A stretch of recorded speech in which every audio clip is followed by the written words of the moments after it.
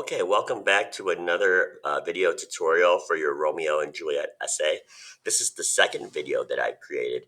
The first video was right here on Google Classroom, and that video was created to get you started in creating your thesis statement and then outlining your essay, primarily your introduction, and then just getting your body paragraphs ready. If you haven't watched that video and haven't done that, you want to do that first. But if you have done that and you're all caught up, then you're ready to move further into your body paragraphs. And that's what this video is going to focus on, how to outline the rest of your body paragraphs.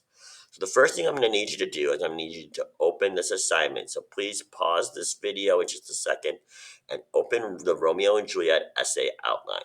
So please pause the video and do that now. All right, if you're back, then I'm assuming you have this essay outline open. So I'm just going to kind of scroll down to the outline itself. Now, your introduction should be completed. You should have something written for these three parts because we already did that on a separate video. The only reason why they're blank now is because this is a blank document that I'm working from.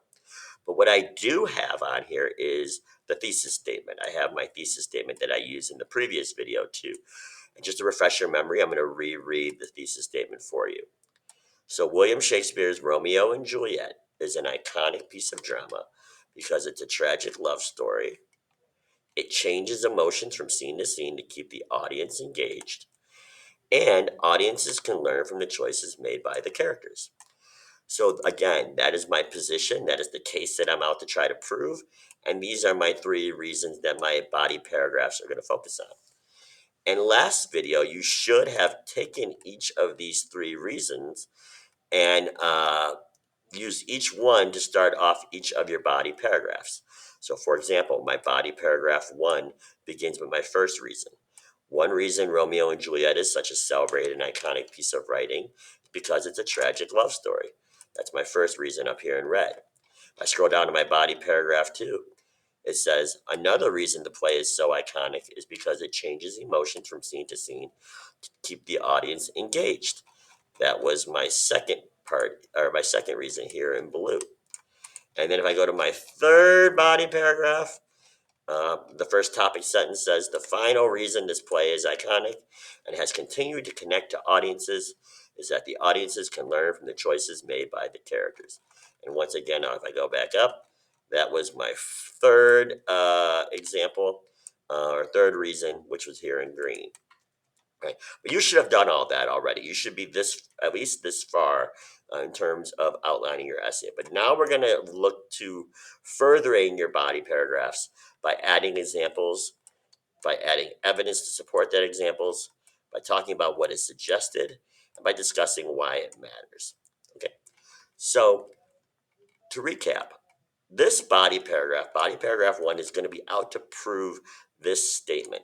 One reason Romeo and Juliet is such a celebrated and iconic piece of writing is because it is a tragic love story. So now I have to prove that. I have to prove that it's a tragic love story. Remember, that's my case.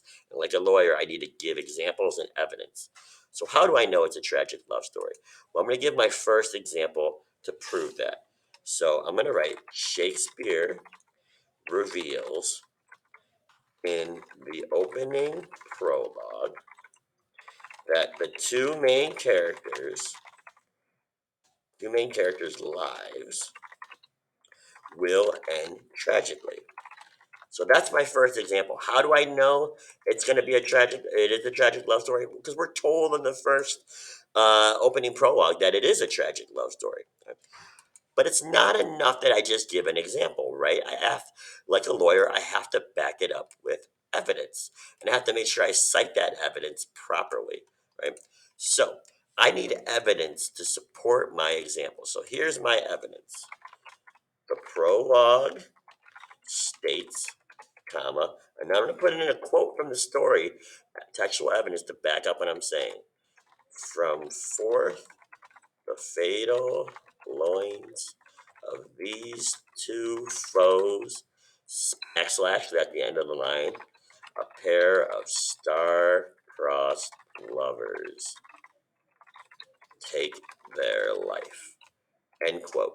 Now, I also need to cite where I got it from. So this was found in the prologue, lines 5 through 6, period. Now, normally you'll be putting like act and scene numbers here, like I showed you on a separate document, but this is the prologue. It's neither an act nor a scene, right? So what I'd like you to do in just a moment is when I tell you to pause the video, go to your outline, look at your first look at your first reason, your first reason, and then provide an example to support that reason, and then provide a piece of evidence from the text to support your example, right? So pause the video and do that now. All right, if you're back, then I am assuming that you have a topic sentence written for your first body paragraph, that you have an example already stated, and that you have a piece of evidence to support that example. But we're not done. We need to go a little bit further. So there are two more questions that I want you to consider when you give examples. What is suggested by this example, and why does it matter? So let's talk about what is suggested by this example and by this evidence, right? So what I mean is, what does this evidence and this example say to us or reveal to us? So I'm going to write the term star-crossed lovers. I'm putting that in quotes because that's actually directly from the passage. The term star-crossed lovers declares that both Romeo and Juliet are destined to meet, but their relationship will end tragically. Period. Right? That's this example and this quote. This suggests that to me. It tells me that they're star-crossed lovers and that the relationship will end tragically. Now, why does this matter? Now, this is important because this is a question that kind of ties it all back into your argument. This is immediately establishing for the audience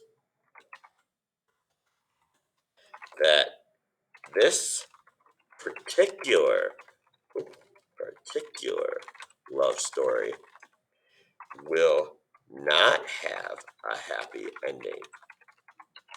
This is something that keeps audiences intrigued throughout the play.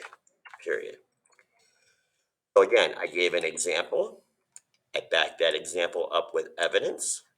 I then discussed what it's that evidence and that example suggested, and then I discussed why it matters. And notice how I didn't use the word suggested and I didn't use the word matter anywhere in my responses. I just wrote. So what I'd like you to do right now in just a second is to pause your video, go back to this example that you wrote down and the evidence that you stated, and write what was suggested and why it matters in those boxes. So pause the video and do that now. All right, if you're back, then I'm assuming that you've done this and that you have all four of these boxes complete, which means I now need to provide a second example. So I go back up here, and again, I gotta reread my topic sentence. One reason why Romeo and Juliet is such a celebrated and iconic piece of writing is because it's a tragic love story, right? So now I got to give another example of why it's a tragic love story. So again, I'm not going to write it all out here because I don't want to give too much away, but then I would go give another example from the story that shows that this is a tragic love story.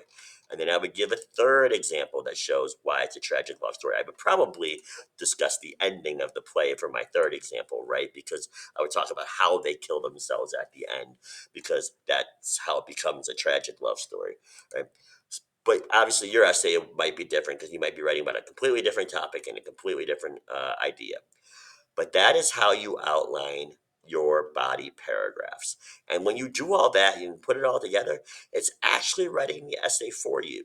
And then you're putting your essay together at the very end will be very, very easy. Right? So what you want to do now is to do what we just did in these boxes, but for the rest of your outline, for the rest of your essay, right? So it's going to take you quite some time. This is going to be probably the hardest part of the whole essay writing, but when you're done, you're almost done with the essay. The only thing you'll have left is the conclusion, but we'll talk more about that tomorrow, right? So in just a second, you're going to want to stop this video and go back and outline the rest of your essay. If you're lost, you can always go back and re-watch this video and how to do the different parts. And of course, if you have any questions, please ask Mr. Gasway. All right, good luck to you on the rest of this essay.